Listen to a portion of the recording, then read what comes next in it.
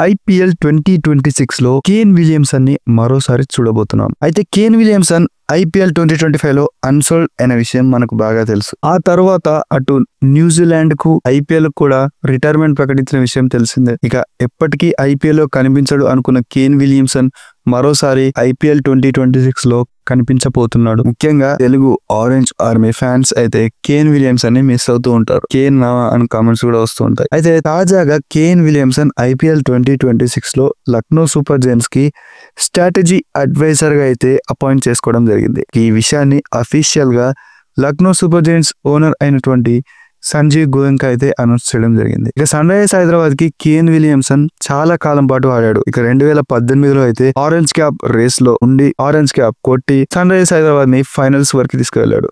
ఇక ఆ ఇన్నింగ్స్ అయితే ఎవరు మర్చిపోరు. కేన్ విలియమ్సన్ ని బాగా మిస్ అవుతుంటుంది ఆరెంజ్ ఆర్మీ ఫ్యాన్స్. మీలో కూడా ఎవరైనా కేన్ విలియమ్సన్ ఫ్యాన్ ఉంటే కామెంట్ చేయడం మర్చిపోకండి.